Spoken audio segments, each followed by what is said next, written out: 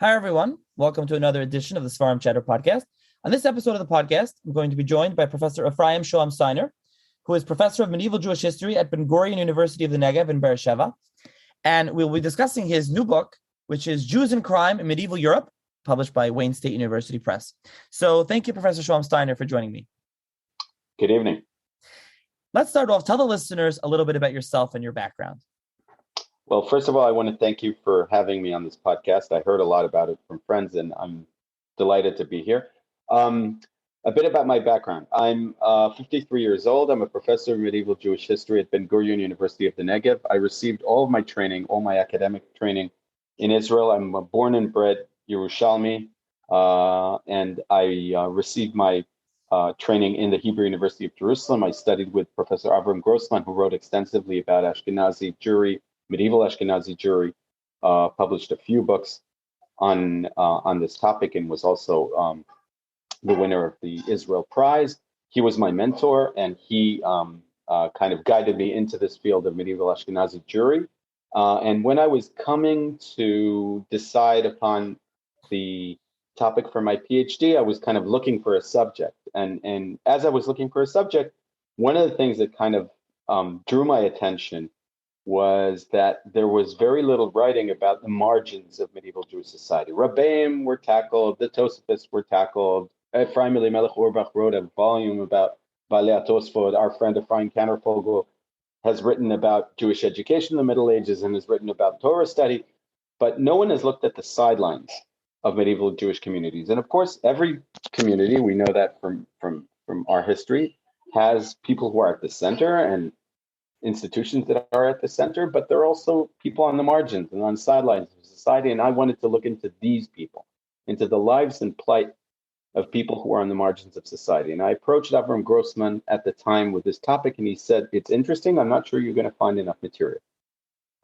And that's what I did. I started looking for material.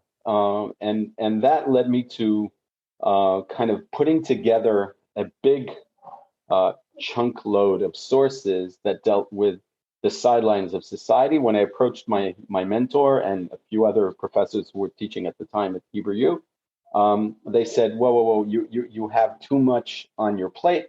How about parcellating it? So eventually what the dissertation committee decided and helped me arrive at that decision as well, was that I need to kind of break down looking at the entire margins of society. And that's why my first book that came out in English in 2014, but originally was published in Hebrew in 2008, was about people who are on the sidelines of society for what I call involuntary reasons. Either they were sick, they were mad, or they were suffering from disabilities that marginalized them within society. And that was the first topic I looked at.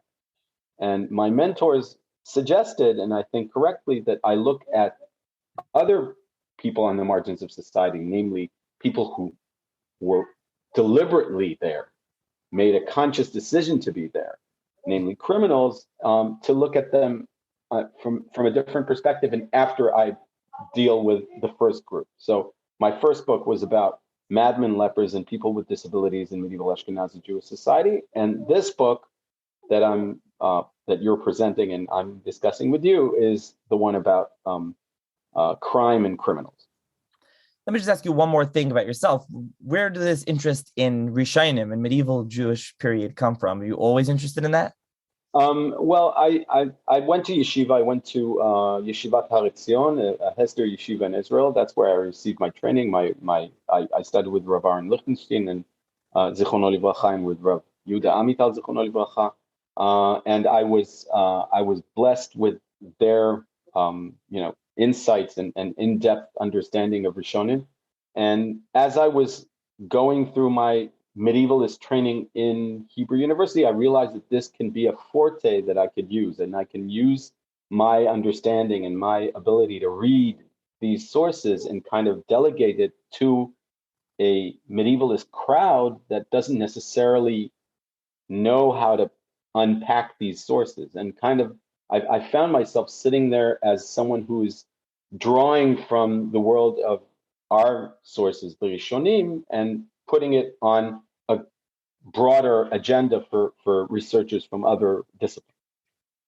Okay, so now so now to this book. Why specifically Jewish crime? Especially that's something a little bit interesting. I mean, you said you didn't want to do things on the margins, but why did you specifically decide I'm going to make a whole, book on crime?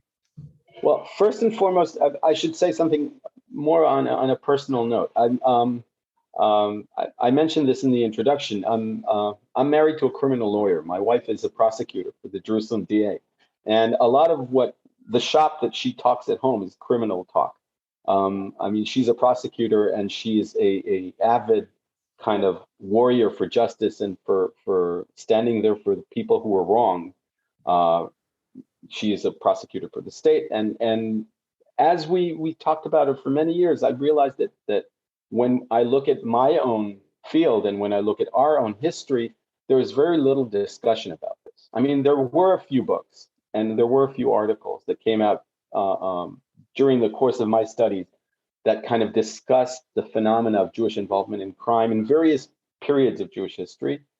But first of all, no one ever tackled the medieval period, especially I'm looking at the Ashkenazi Jewish society. Some people have looked into Sephardi and Iberian Jewish society and looked in the sources there, but hardly anything was done with regard to Ashkenaz. And we also have this kind of myth in our mind that, the people who lived in medieval Ashkenaz were all chaste and worthy and so on. And we know better in the sense that we know that society is multi-layered. There are all kinds of people in society. And as I mentioned before, our sources, especially when we look into them, this kind of stuff surfaces. There are interesting discussions about how communities should kind of react to the fact that within their midst, there are people who are not necessarily all law-abiding. And some of the people who are not law-abiding are, not Shomer Shabbos or not Shomer Kashrus, but some are people who are involved in criminal acts. And in that sense, they sometimes endanger not only themselves, but the entire community. And leaders of the communities had to engage and come up with some interesting and answers as to how to relate to these people, especially given the fact that when we're talking about this period of Jewish history, the autonomy within the community is relatively large, but it is curbed. In other words, we're not talking about a Jewish state with a proper law enforcement. We're not talking about a modern state where Jews have absolute rights, like people living here in the United States, where they're equal citizens, and the law enforcement is on their side if they are wronged. We're talking about Jewish communities, usually minority communities living in small towns in medieval Europe, where Jews have to kind of fend for themselves when it comes to addressing their own criminals and criminals in their midst. And you don't always want to turn outside to the foreign authorities because they don't necessarily have your best interests in mind.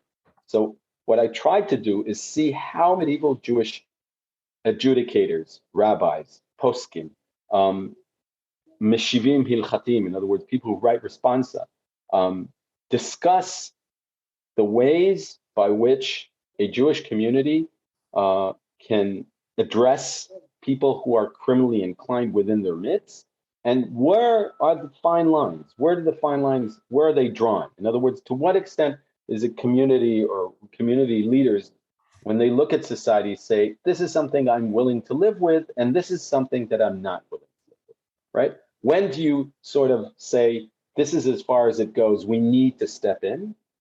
And when does the Jewish community and Jewish communal leaders and halachic leaders say, this is also where I just don't have the tools anymore and I need to call in the cavalry? In other words, I need to turn to the non-Jewish authorities and ask them to intervene, right? Normally, we would think of people who turn to the non-Jewish authorities as Mosrim, right? As people who outsource our inner problems into someone else's realm, right?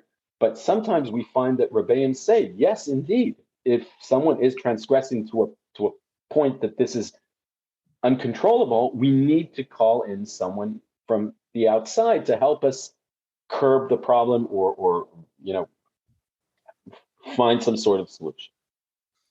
Okay, so something I think that's important to discuss right now, and that you mentioned in the introduction before we get more into the book, is, what do you say if people are going to, I'm sure, thinking this now, listeners, and people would ask you, well, isn't this something that's just ripe for anti-Semites to say, look, you see, Jews are criminals. Look what Jews do.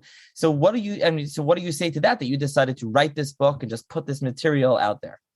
Right. Okay. So that's a question I've been asked time and again, and I should say it's I when I started writing this book about 10 years ago, I started presenting this material in small gatherings of shul gatherings of shalashidis here and there, and it was always there was always this phenomena.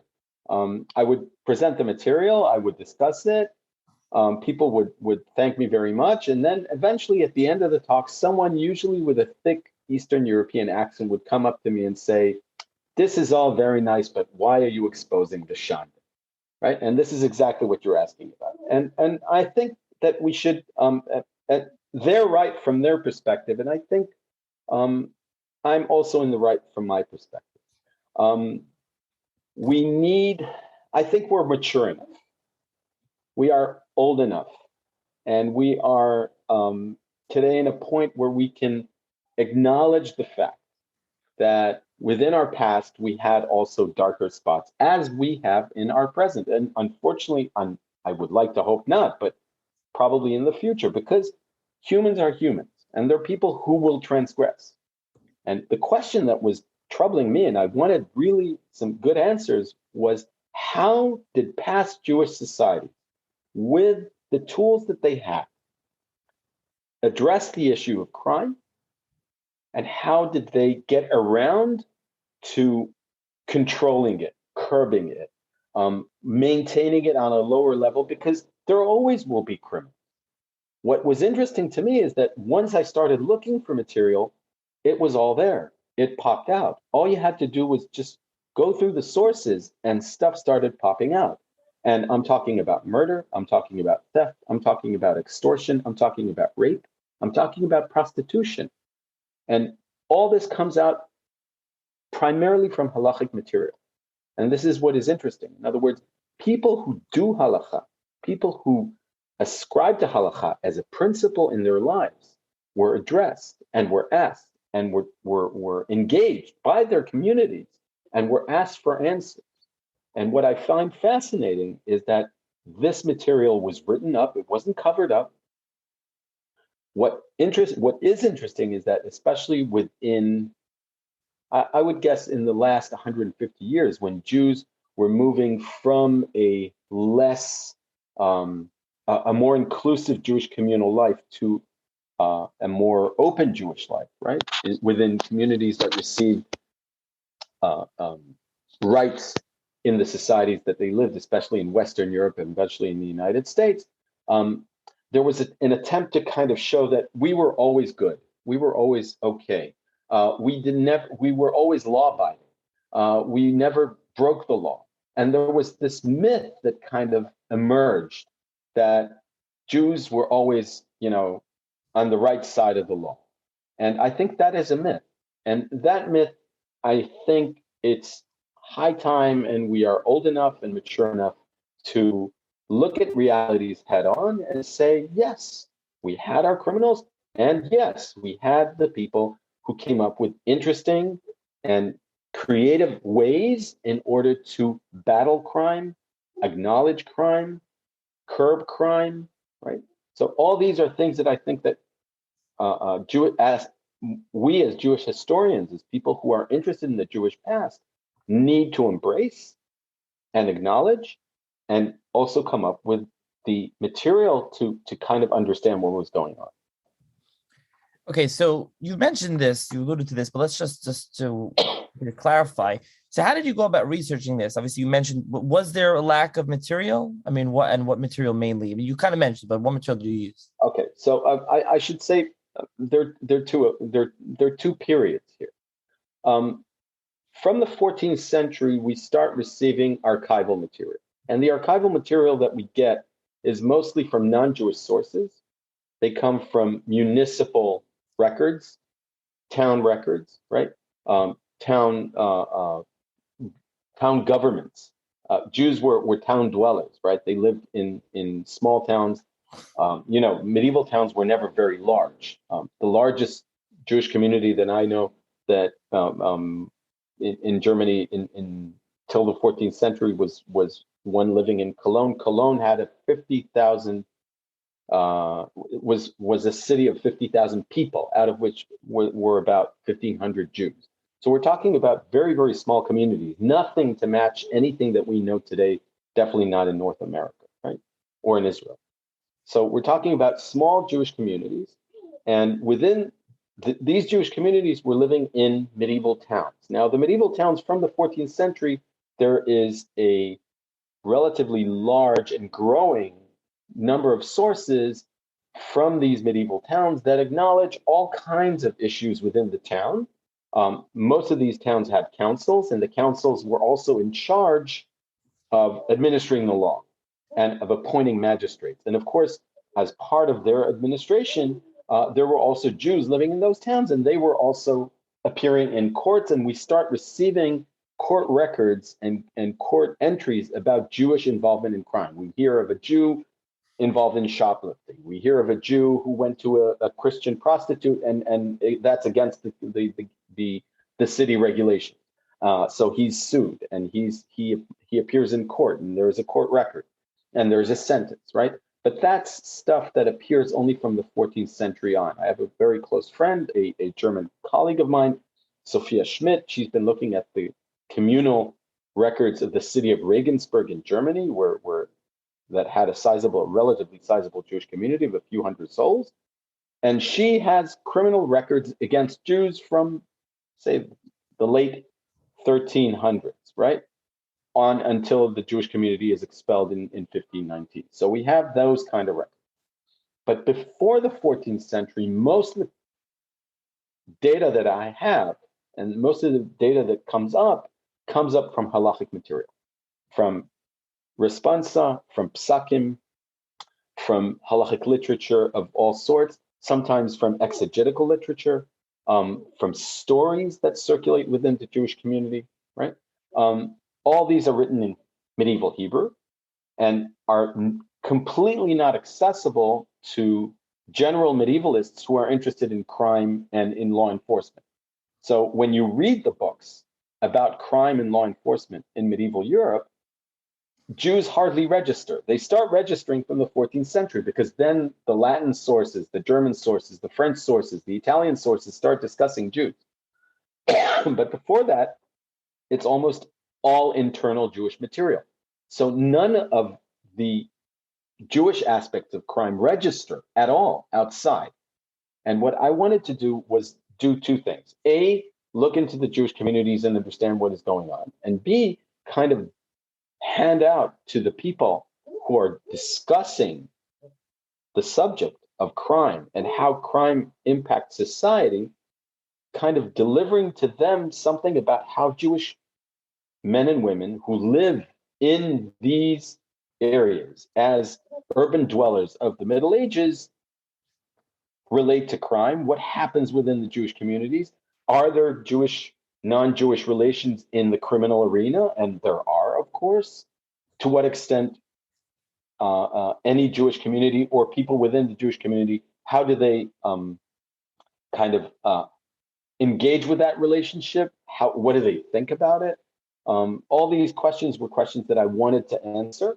And the sources that I used gave me some of these answers. And what I try and do in the book is not only analyze the sources, but at the end of the book, I put a rather thick appendix where I translated some of these sources that are almost all of them in Hebrew, in Talmudic language that is almost inaccessible to someone whose basic training as a medievalist is Latin and a European language. And I gave it to them in English so that they can read it and appreciate also what Jews did within their community. Okay, so there's three main sections of the book, broad sections. You have on thieves, on murder, and woman in crime. And like you said, you have these very nice appendices where people can see actually the translated sources, some of the sources, and go through it. Just let's talk a little bit more about the style of the book before we go discuss actual examples from each section. So, like you said, you discuss, maybe you want to talk a little bit more about this. You can even pick an example to illustrate, where you pick a specific, whatever it is, murder, theft, and you give a background, you quote the tshuva or whatever source it is you're talking about, and then you explain what happened, and then you draw, like you said, conclusions or explanations, etc. So maybe talk a little bit more about the actual style of the book, how you went through this. Okay, so what I did was, it was impossible to tackle all aspects of crime. So I decided to limit myself to things that are 100% criminal, right? Is not paying your taxes criminal?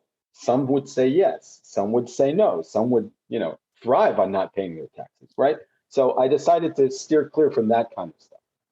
But I focused on stuff, on instances where the criminal breach of law was very clear, and that not only from our perspective as modern viewers of this material, but also the language of the sources themselves speak of gneva, retzicha, netilat nefesh, ones, right? These are all terms that are used in halakha and are unequivocal, right? When someone says someone is a ganev, he means he stole, right?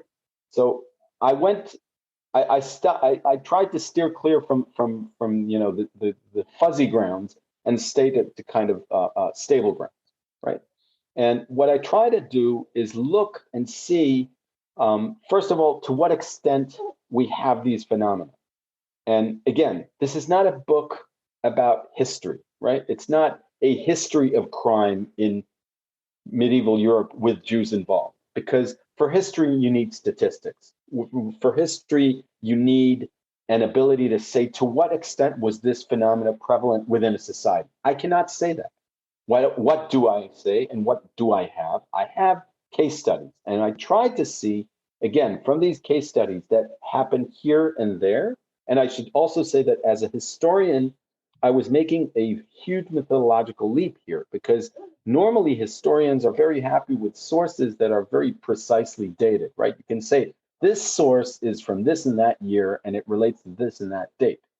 With halachic responsa, we usually can say who the writer of the responsa is. We sometimes have a clue as to what stage in the respondent's career this was written, but a lot of that material needs to be kind of very fine-tuned. So we don't really have a way to pinpoint a certain source at certain people, because again, if you're familiar with halachic responsa, the names of the perpetrators are always lost, right? You don't point a finger at someone and says Moshe ben David was a murderer. You say Reuven was a murderer, right? Some Reuven, right? A guy was a murderer, right? And then you are addressed. Actually, some of the interesting sources that we have are those where suddenly, within that kind of general aspect that I just described, suddenly sometimes within the responsa, you find names, dates, places, and those stand out really, really, and are really, really interesting. And we ought to ask ourselves why this is happening, right? I'll give you an example where I think this is of extreme importance. One of the cases that I discuss in the book is a case where the famous Rabbi Meir of Rothenburg, Maharam of Rothenburg, is addressed, where he is asked how to treat a certain person if that certain person is to be treated as a rotzeach b'mezid or rotzeach b'shogeg. Did he murder b'shgaga, or was he an intentional murderer, right? And the question that he is asked is about a person who had a certain biff with a neighbor, with a business partner, and apparently, according to some pre-existing understanding between the two partners, if the business between them goes south, they should go to a certain arbitrator, a non-Jewish arbitrator, to settle the scores. Eventually, when you write a clause like that in an agreement, you're a lawyer, so when you write a clause like that in an agreement, that basically says that there's very little I'd say that people don't necessarily believe one another if they put that kind of clause in an agreement. And when push came to shove, the business did go south. What happened was that one of the people who was supposed to, go to a impartial arbitrator said, "I'm not going," and the other person hired non-Jewish thugs to enforce him. Now, what happened was that when these thugs showed at the first person's doorstep, they kind of performed their job too adequately. And at the end of that quarrel, someone was found dead. And the question is the person who ordered the mobsters, so to speak, or the non-Jewish thugs to enforce his way or to pull his business partner to the arbitration, is he an intentional murderer or is he rotzach bishgaga? Was it, if this was intentional or not intentional? That is the question posed to Mayor of Rothenburg. And what is amazing is how Mayor of Rothenburg is extremely unequivocal about this. And he says not only is this person rotzach b'mezid, he prescribes a whole list of penance that this person should do in order to be reintegrated into Jewish society. Because unless he does that penance that Mayor of Rothenburg kind of prescribes for him, as far as Maharam is concerned, this man should be shunned out of society and completely disregarded and regarded as a murderer and not being not admitted into Jewish society. So again, according to the Talmud, if someone is a murderer, you should have a Beit Din sit and sentence him to death. But we're talking about medieval Europe. You can't sentence anyone to death. So what do? You ostracize him from the community. And you say, you are out of the community, and as far as we're concerned, you're dead unless you want to do this penance, very severe penance, and return and do tshuva and return to the community, and of course compensate the people who were offended by this murder. And what is beautiful about this tshuva is that in one of the manuscripts we have the name of this specific person.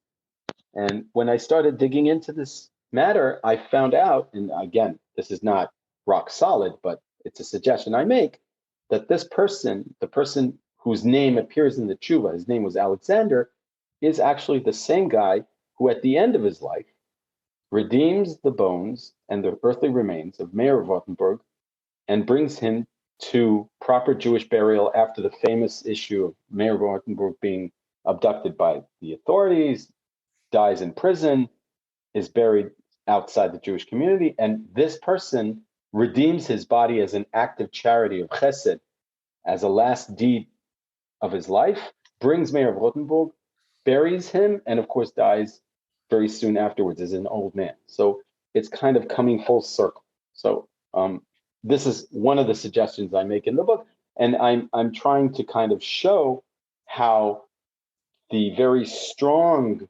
opposition of Mayor of Rothenburg to such an act brought this individual to make a huge tshuva at the end of his life and to do this act of benevolence and also redeem the earthly remains of Mayor of Rothenburg and bring him to proper Jewish burial in Worms in 1306. So essentially, you're saying you're trying to show other things. Like I said, you're not showing from this one case that you found in a tshuva that, oh, look, this is how prevalent it was that Jews were hiring mobsters. That's not what this book is. No, definitely not. But, and I should say this plainly, what comes out from the sources is that Jews, or at least some Jews, did not shy away from partnering with criminals. They did not shy away from creating partnerships that were criminally intended. And the halachic respondents say so in so many words. We have responsa by Rabbeinu Gershom Meor HaGolah, right? The famous Rabbi Gershom of Mainz, who says very, very bad things about Jews in 11th century Germany, that they partner with criminals, that they have these non-Jews rob other people's property, and they they should be reprimanded for what they do. And part of the interesting things that I try and show in this book is that in some cases, the halachic respondents are very outspoken about reprimanding the criminals. And in some cases where they feel that the atmosphere is not favorable enough, they choose their way and their path in and how to address these issues because they realize that they need to act wisely. Not always is the law on their side or the atmosphere, the communal atmosphere is on their side. Okay, so let's now go, even though we went a little out of order, we ready to discuss a murder case. Let's go to the first chapter where you have discussed theft mainly. There are some real fascinating cases. Perhaps you want to discuss a case or two or some examples of what you talk about there. Okay, so one of the things that I really the issue with theft is fascinating because we have our regular there are the regular cases of he tricked me, he fooled me, I was intending to buy this object and he sold me that object. I mean, these are things that are almost everyday occurrences and they appear in Shuvah all the time. But what is interesting is that sometimes we have cases where halachic discussions about completely different matters reveal a life of crime. One of the tshuvot that I'm really fascinated, I was really fascinated by, is a very famous tshuva from the 11th century, from the early 11th century, by Ben-Gurion Shomero about a certain Jew whose business it is to deal with booty, with stuff that was taken during battle. And he is the dealer for booty. He goes out there and sells spoils of war to other people. And it's a very precarious business, but it's very lucrative. The amount of money that he turns in is huge. And he lives a very decent life due to this.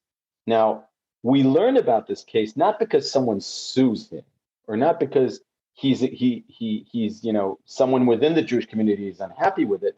We learn about this because he gets caught by adversaries from outside the Jewish community, and he disappears off the scope completely. And the tshuva that we learn about this man's life from is a tshuva about Aguna, about his wife, who is left in Aguna.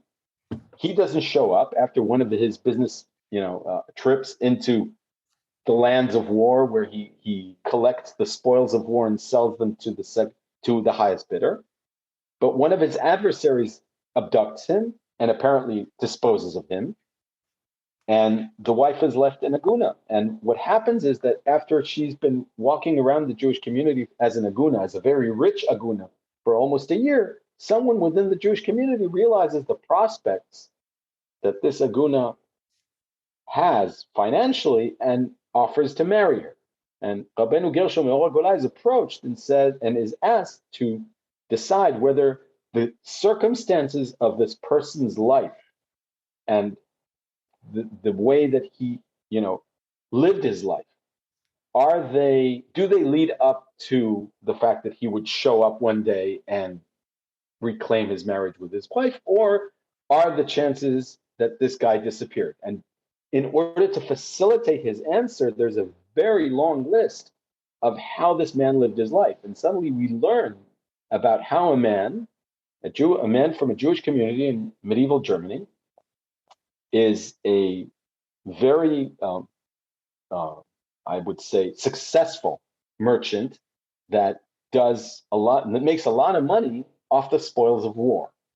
And how exactly does he manage to have all these intricate business dealerships with people who are very shady? Some of them are marauding lords, people who actually conduct raids against other people and steal their property. And he is thought by some people to instigate those raids. So in other words, he's I'm not saying he's a crime lord, but he's definitely the most important component of many business deals that have a lot of criminal aspects to them. And we know about this only because his wife became an Aguna. Okay, so that's one. I mean, there's a couple of other ones that struck me as interesting. I don't know if you want to discuss them. I think one of them was just a simple case. I think that you termed strange bedfellows is one, but it's just very, very simple with the two Negev. yeah, those are two, Steve. So you could discuss that one, and then to contrast that, I want to mention already. You can, but I just want to even know, just jumping ahead, the contrast that with some of the magical cases with Yehuda Chassid. There's some real, as you call it, magic. There's some real interesting cases. But first, we can start. This was just a straightforward case. Okay, so the strange bedfellows is again a case that we have from the writings of Rabbeinu Gershom Gola. So this is very early material. This is 10th century. Late 10th century, early 11th century Ashkenaz. We have very little knowledge of what is going on. And some of the stuff that comes up is amazing. We have a Jew situated probably in the same city as Rabbeinu Gershom Gola, in other words, in Mainz, in Magenza, in Germany. And this man has a thief as a partner. And not only does he have his thief as a partner, they kind of have a business relationship where the non-Jewish thief goes out for scouting trips,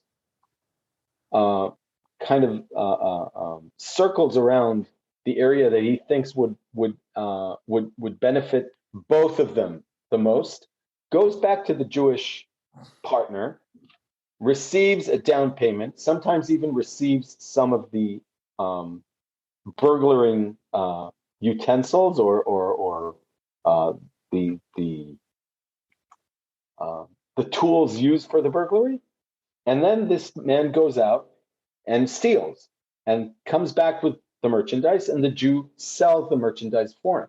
And again, we would have never known about this because nobody is sued on a criminal court outside the Jewish community.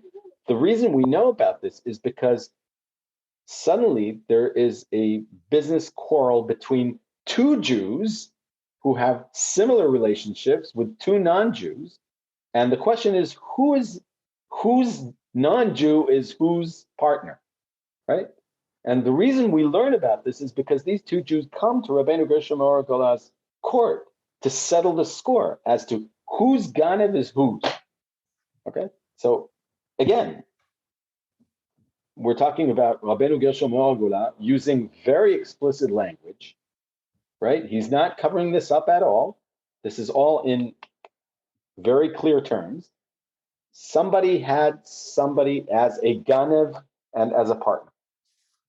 It's very unequivocal, right? So this is the first case you were referring to. The second case you were referring to are the stories from Sefer Hasidim and some from the hagiography or hagiographical stories about Rabbi Yehuda Chassid. You know that both in Sefer Hasidim, that is attributed to Rabbi Yehuda Chassid of Regensburg, a fascinating 13th century Jewish ethical writer and mystic. He has a few stories that discuss how he was able to track down stolen goods.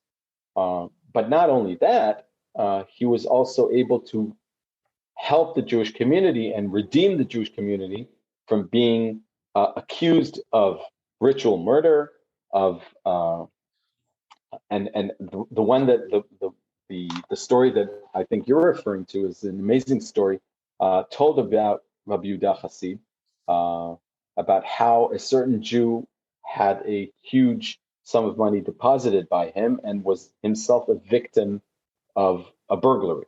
And he turns to Rabbi Yehuda Chassid and he asks Rabbi Yehuda Chassid to help him. And Rabbi Yehuda Chassid at first is reluctant to help, and eventually, after this Jew implores and says, "My life depends on this. If you don't help me, the local duke is actually going to hang me and maybe also take his revenge from my family. Please help me locate the treasure that I was entrusted with." Rabbi Yehuda Chassid performs miracles, literal miracles, where he the story there is amazing. You see, he asks the Jew to look out the base medrash window, and he says, "Look out the window," and suddenly the base medrash starts to levitate above the city, and as if from a bird's eye view, they managed to look out all over town and find the Ganevin, find the people who stole the property.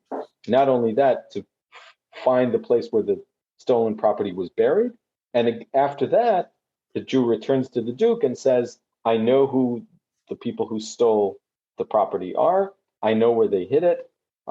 Please bring them to court and perform justice. And what is interesting about this story is, again, this is a mythical story. It's not a real life occurrence. But what it transmits to us is that when Jews are sometimes the victims of crime, they use the figure of the mystical and mythical Rabbi Judah the Pious in order to push forward the need for proper justice to be administered, right? Not only revenge from the criminal, but proper justice. And this is something that was interesting to me in how this story is told, and you can read about it in the book. Right now, okay. So now we don't want to get bogged down with theft. There's a lot of other stories about theft in the book. A number of other ones. Read a Chassid. You also discuss communal regulations about theft. Svarim Chatter podcast is from Svarim being stolen there. I think there's something from England stealing an Esrig maybe. So we learn about from the king's rolls, right, from the king's records. So there are some interesting stories there as well. Now, murder, you mentioned already. The second part of the book is about murder. You mentioned murder, but I really, the first story that you discussed, I think it's kind of the first real full one that you discussed in the book, I found to be fascinating. You call it a case from, I don't know if I'm pronouncing this right, Limoges? I don't know. Limoges. See, I knew I was going to pronounce the French wrong. In France in the 10th century, so very, very early. So that's a really interesting case with someone, I think it says schok, right? Schok. So okay, yeah. Again, this is the story there is a very interesting story because it comes down to us from one manuscript. We have only one manuscript about this entire case. It's a very famous manuscript. A lot of people know it. But the story there is about a certain man who is himself on the sidelines of Jewish society. He kind of plays with the idea of conversion. He is not 100%, sure what kind of identity you should assume. The story comes to us from Limoges because it's a story of the deliverance of the community of Limoges from the great perils that this person brings about. And the story there is about this man, Schok ben Astar, that's his name. It's not Esther, but Astar, although it's written Aleph Samech Taf Resh. It's Astar, probably Astro. And this Schok ben Astar, living on the sidelines of Jewish society, kind of deliberating whether to convert or not to convert, eventually has a biff with a local Jew. And what he does, and this is something that I point out in the book many times, in the cases that I found where we have Jews who have quarrels with other Jews, as I mentioned before, they would hire non-Jewish thugs or non-Jewish goons to do their bidding, right? We hardly have a case where a Jew premeditately kills a fellow Jew, right? And that is something also that is interesting. It's an observation I make in the book. And again, I cannot facilitate this statistically, but from the cases that I found during my research, this comes up time and again. One Jew may kill another Jew as part of a brawl, right? Or if they are both intoxicated, right? We have a famous case about Jews killing one another when they are intoxicated, when they are drunk, right? So a brawl breaks out, and someone hits another man with a club on the head, and the first man dies, right? That happens. But normally, when someone wants to kind of oust someone else, you hardly find a Jew taking a knife and going to kill a fellow Jew. What you would find is a Jew going out and outsourcing his violence against a fellow Jew to non-Jews. And this is the first case we have about this, comes from the late 10th century, from the 990s. This individual, Schok ben Astar, gets into a biff with a local from the Jewish community of Limoges, and he hires non-Jewish assassins to kill him. And these non-Jewish assassins lay in waiting, await the murder victim to emerge from his house, And of course, when is the best time to kill a Jew? At the crack of dawn, when the Jew is going to minyan. And this person wakes up in the morning to minyan. It's the crack of dawn. It's before Hametz. He walks the streets. We're talking about medieval towns, no proper lighting, meandering alleyways. He is targeted by these non-Jewish assassins. He is hit. He cries murder, right? He uses this. We find this exact phrase in the story. And these murderers flee for their lives, right? After they have done their bidding, right? And we find how one Jew uses the strong arm of non-Jews in order to kill a fellow Jew.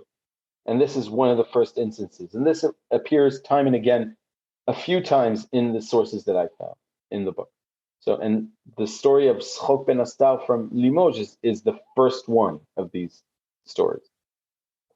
Okay, so now we really covered that earlier murder story and a later now one. So there's a number of others, but something else that I do want to just discuss before we move on from the murder chapter is that you alluded to this earlier with the Merami Rothenberg, is that after there was a murder, or there was a murderer, they would have penance, or there would be takanos or takanot for the murderer to fix, to do tshuva for what he did. So you discussed the different regulations that there were. So why don't you talk a little bit about that, because it's very interesting. Okay. We know this from a relatively early period, and this dates back to the period of the Geonim. The Geonim in Babylon had a different kind of system of governance. We were talking about a overarching kind of system of governance where most of the Jews in the land of Bavel and other places in the east their lives were governed and kind of overseen by the Geonim. And the Geonim had a list of penitential measures that were to be administered in case chas v'chalila, chas v'shalom, someone takes a life. Someone in this case would be ostracized from the community, and if one wanted to return to the community, he had to undergo very severe penance. What is interesting to see is first how Ashkenazi Jewry draws on this Geonic source, and we have references to that both from the writings of Rabbi Yitzchak Zarua from Vienna and others, who basically emulate what we have from the Geonim and put it as penitential demands in their own manuals of penance. And what is amazing to see is that time and again, these measures are amended. Now, as a historian, I can tell you that if something of that nature is not only copied, but actually amended, it probably means it was used. And not only was it used, when we look and we compare the manuals of penance, we see that the demands tend to shrink. They don't stay the same. And if they shrink, that means that there was popular pushback against these measures of penance. And the reason for pushback is because they were very, very extreme and very severe. People who were accused of being murderers were not only shunned from their communities and ostracized and basically not part of the Jewish community. They were supposed to wander from one community to another. They couldn't stay in any community for more than a week. They could only drink wine for Shabbat and Chag. They could only eat meat for Shabbat and Chag. They had to live on bread and water for the entire week. They had to return to the grave of the murdered individual and ask his mechila and ask his parents of mechila.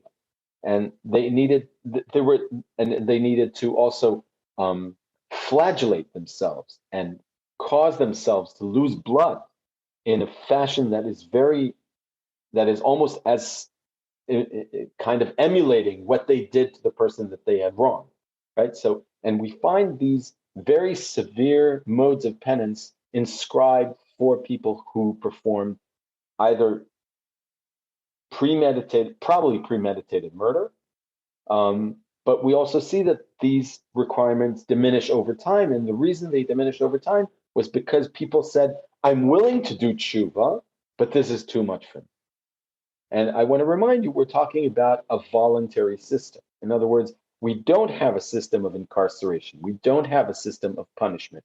We definitely do not have a system of executing individuals or incorporating or implying or implementing corporal punishment in the sense of a court actually giving malchus to someone, right? Not every court could do that. Or not every court had the amount of public acclaim to do that. So we assume that some of these people who are murderers or who are considered within the text as natlu et hanefesh, took a soul, are willing for the betterment of their own soul to do tshuva and to return to the Jewish community. However, they say this is a bit too much. I cannot live up to these requirements. Please do something about it. So I learned from these different modes of penance that A, they were used, and B, that not only they were used, but some people said this is too much, please amend. Very interesting. And like I said, there are more cases about murder in here as well. So now let's move on to the final section. The last section is woman and crime. So that, perhaps just talk about that, give some examples. Okay, so one of the things that's been coming up in scholarship over the past 20 years is that there is a fundamental gender difference between men and women, of course. And that is why women need to be addressed separately in this book and not as part of the overall discussion about crime. First and foremost, because there are crimes that are particular to women. One of the crimes that is particular to women and appears in a section of the book is accusations of child abuse and especially of child mortality.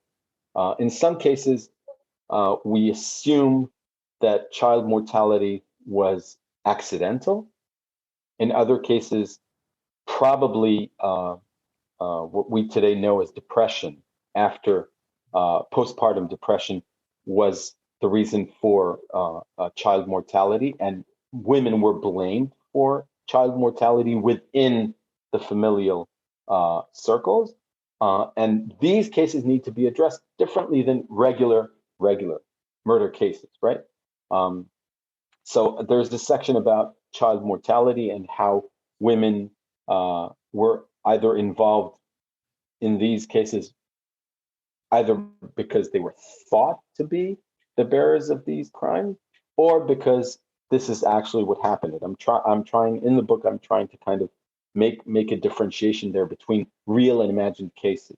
What is interesting is also that the penance for women is different from the penance for men. In other words, we have specially prescribed penance for women who are thought to have caused the death of their own children. But because women are also in charge of having children, you cannot have a woman, for instance, fast to the point where she loses her fertility, because the two values within the community, the fertility of a woman and her ability to bear children, is on one scale, and on the other scale is the issue of the need to perform penance for a crime. And Rebbeim that discuss these issues show how they needed to kind of weigh between these two needs, right? So inherently, we have a completely different sphere than a man who is involved in a case of manslaughter, as opposed to a woman who's at least accused. We don't know for a fact that this is something that really happened of child or of infant mortality. The other thing that appears or that I discuss in that section of the book is what is prostitution. And that is something that, again, we hear very little of, and we receive the first notions about in the later Middle Ages. Normally, what I think happened during most of the Middle Ages is that there were hardly any Jewish women involved in prostitution.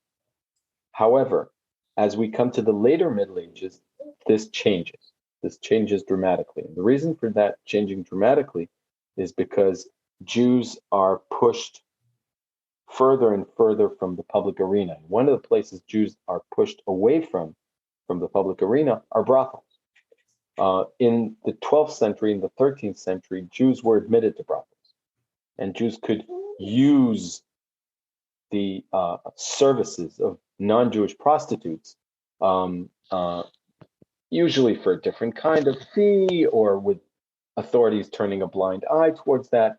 But as we move to the 14th and 15th century, more and more city councils want to show how they are kind of elevating the moral bar, and they want to show that they are not admitting Jews into their brothels, and they're creating a Jewish-free zone in the public arena. And suddenly, the people who are procurers of sexual services from women find themselves not able to kind of quench their lust and their thirst in a brothel as they used to. And what they do is they start prostituting Jewish girls. And this is something that we know from halachic sources, and we have a fascinating source from northern Italy from the late 15th century, a famous tshuva by Rabbi Judah Mintz. Rabbi Judah Mintz is an Ashkenazi rabbi who traveled in the mid-15th century and settled in Padua. And what he realizes is that there is women trafficking going on. Usually young girls who end up with a kind of life that they are suddenly pregnant, with child, either pregnant or with a child out of wedlock, and they need to leave their homes in Germany, and they seek new prospects in northern Italy, where a lot of Jews are traveling at the time in the 15th century. And when they arrive in northern Italy without the network of support that they would have within their communities, they are targeted by procurers and by people of very low moral standards within the Jewish communities of northern Italy. And there is an attempt to prostitute these girls. And Rabbi Judah Mintz realizes that this is a social problem. It's not an individual case here and there. He uses an individual case to make a claim about this, but he says, this is something that I know of is going on, right?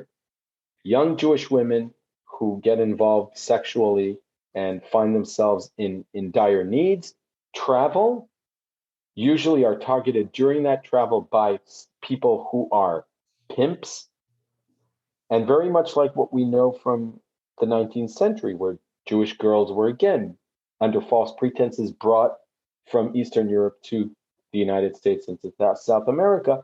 In the 15th century, it was from Germany to northern Italy. Once a girl was taken out of the social network that would have supported her in her home and in her place where she spoke the language and knew people, when she arrives at a new place, an immigrant, usually with very, very low means to support herself and with a baby she needs to feed, these girls' almost only avenue of livelihood was prostitution. And what he does is an amazing thing. He knows that according to Gemara, you cannot marry a woman who is with child and has no husband, either because the husband is deceased or because she's divorced or because she's the mother of a fatherless child, cannot marry until the child is weaned and is 24 months old. And during that window of opportunities, a lot of these Jewish girls are prostituted. So what Yehuda Mintz decides is that he is going to paskin against Gemara and against the established Jewish psika in this matter that extends all the way to the Torah. And he says, I am going to let these girls marry, because the only way out of the evil circle of prostitution is if we marry these girls, although Gemara would say no. And he says, I'm making this a public acclaim and a public announcement because this is happening left, right, and center. And if I don't step in as a Jewish adjudicator and as a posek, I am facilitating for prostitution with my own hands. This is how he literally uses this kind of language in the truth. So again, This is something that appears in our sources, and I find it. I look at this man and I say, I tip my hat. This is someone who realizes what is going on socially around him and is not silent, and he's willing to make a huge sacrifice from his point of view, right? From his point of view, upholding the law of Gemara is something that he wants to do, but he realizes that if he upholds Gemara and if he upholds what is normally the psika, he will be facilitating for prostitution. So he wants to fight prostitution with the means at his fingertips, and this is what he does. Fascinating. So, like I said, like the other sections, there's more here in this section as well. Now, you also mentioned, we'll just mention again, then at the end of the book, there is a couple, number, I don't remember, there's 5, there's a number of appendices, different appendixes. People can read the tshuvas translated or the sources, and they can actually, besides throughout the book, you do quote actual quotations throughout various stories. Now, so just finally, really, the final real question, obviously there's much more in the book, people can read the book, so what can someone really learn from reading this book? Obviously, besides that these incidents happen, like you pointed out, people may not be familiar with some of this. First of all, I thought I learned a lot from reading these sources and analyzing was that these people took crime seriously. And they saw it as a threat to society.